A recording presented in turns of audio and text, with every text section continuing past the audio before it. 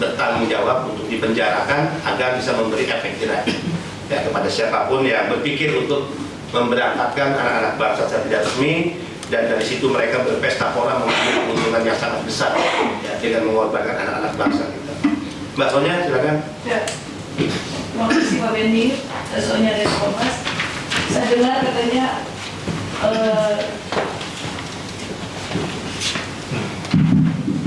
di samping ini yang berhasil diselamatkan 18, sebenarnya ada yang sudah diberangkatkan.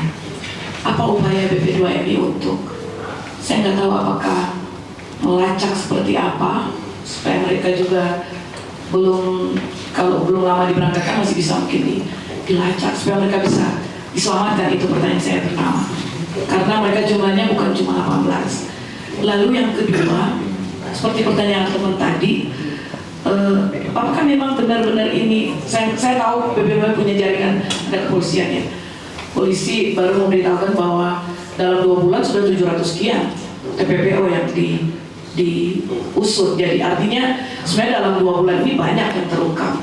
Nah, apakah ini juga menjadi pintu masuk bagi BP2MI untuk mendorong polisi untuk membongkar yang kayak gini? Lagi-lagi tadi bisa saja terlihat perseorangan, tapi jangan-jangan ada bendera-bendera di balik itu.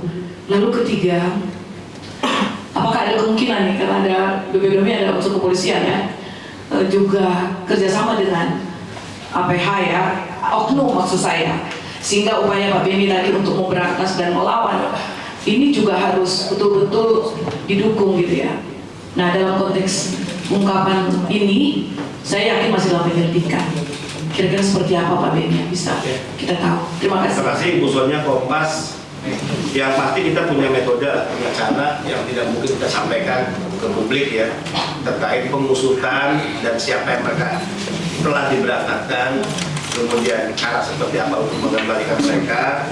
Biarlah itu nanti ya kita akan membicarakannya dengan kepolisian. Kedua, praktek-praktek penempatan ilegal ini kan karena selalu saya katakan ya, dalam beberapa kasus selalu melibatkan oknum-oknum yang memiliki atribut kekuasaan. Jadi kejahatan ini tidak berdiri sendiri. Ini adalah kejahatan yang terorganisir, yang dalam prakteknya sangat sistematis dan melibatkan keterlibatan oknum-oknum yang memiliki atribut kekuasaan. Sehingga itulah saya katakan kenapa kasus-kasus seperti ini sulit disentuh oleh hukum.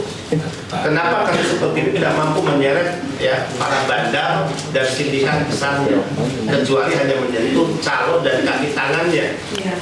Nah, ini problem kita hari ini, sehingga yang kita butuhkan ini benar-benar komitmen ya, komitmen kepada Merah Putih, komitmen untuk melindungi anak bangsa. Sederhana sebetulnya, sepanjang kita mau punya komitmen yang kuat, gampang kok untuk mencegah. Saya sering sampaikan, kita sudah tahu kok ya, daerah-daerah mana yang selama ini menjadi kantong-kantong rekrutmen. Kemudian kalau daerah mana dia berasal, kita tahu kok dia akan diberangkatkan ke negara apa. Kemudian kalau dia mau diberangkatkan ke negara mana dan negara apa, kita tahu kok dia akan transit nanti di daerah mana. Jadi kita tahu persis. Jadi modusnya kita tahu, ya pola kerjanya sindikat kita paham, dan itulah yang kita selalu sampaikan kepada semua pihak. Ayo bergandengan tangan, kerja-kerja kolaboratif. Polri sudah menunjukkan kerja yang cukup positif, misalnya hanya dalam waktu 2 bulan 800 sudah ditersangkakan, 2000 lebih anak bangsa diselamatkan. Tapi rasanya, ya masukan dari BP2MI, kami menginginkan ada sejarah besar dan hasil operasi ini bisa memenjarakan ya, mereka yang kita sebut sebagai mastermind-nya, ya, aktor besarnya. Karena jika itu tidak disentuh, maka penempatan ilegal akan terus terjadi. Dan kita negara hanya menjadi pemadam kebakaran. Dan sekali lagi sejarah akan mencatat buruk bahwa negara kalah melawan para sindikat dan mafia di negara ini. Ini naif.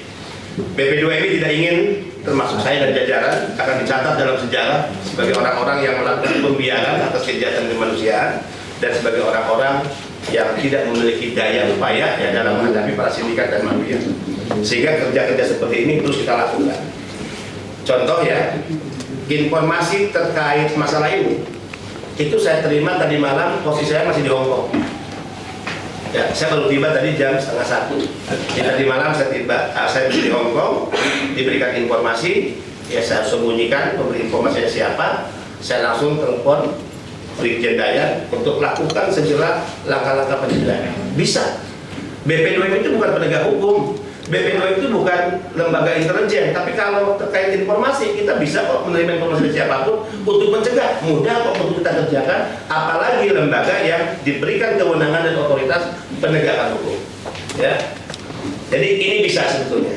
Dan tentu dari operasi yang sudah sangat masif dilakukan kepolisian, sangat positif, mudah-mudahan satu saat kita akan menyaksikan bandar sindikat orang kaya yang merasa karena dia punya uang seolah-olah tidak bisa disentuh oleh hukum, karena dia merasa punya uang seolah-olah uangnya bisa membeli aparat negara, ya kita ingin menyaksikan suatu saat dia masuk dan ada di penjara. Itu mimpi kita. Saya pernah guyon dengan satu petinggi di Polri karena kegemesan dan kemarahan atas situasi ini. Bagaimana kita nggak marah lihat? Ini perempuan semua. Melihat umur mereka seperti adik saya. Melihat yang lebih tua, kadang-kadang saya melihat itu ibu saya. Kok tega di negara ini ada penjahat yang ngumpulin uang, berpesta pora, mendapatkan uang dengan cara menjual anak-anak bangsanya, dan negara ini seolah tidak berdaya. Guyon saya dengan petinggi polisi saat itu adalah, kalau undang-undang memberi kesempatan saya bisa memegang pistol, pistol itu pasti saya akan isi peluru penuh, dan setiap satu peluru saya akan tembakan di setiap satu kepala para sindikat penempatan ilegal. Bolehlah kali-kali kita kayak Duterte bisa menembak di jalan-jalan pada bandar narkoba, kemudian tiba-tiba ada undang-undang yang memberikan komandan saya megang pistol nembak ya para sindikat penempatan ilegal dimanapun saya jumpai mereka, misalnya ya. Ini kemarahan kita sebetulnya. Nah, mudah-mudahan dengan kasus ini selalu kita berharap ini kasus yang terakhir, ternyata ada lagi. Ini kasus terakhir, selalu ada lagi. Saya yakin kalau bandar-bandar besar diseret melalui proses hukum, dipenjarakan secara fisik, dimiskinkan kekayaan hasil kejahatannya, ini akan melahirkan efek jerah. Mudah-mudahan ya hukum yang ditegakkan bisa menyentuh mereka.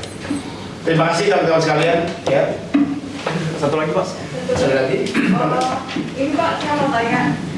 Kan saya pernah dapat informasi bahwa kadang ada korban yang sudah diselamatkan dari pencegahannya, ternyata itu suatu saat itu kayak ketangkep lagi di proses pencegahan. Kalau dari BP2M sendiri, pemahaman kepada para korban ini bagaimana, maksudnya apakah mereka ini merasa sebagai korban atau tidak yang perlu diselamatkan?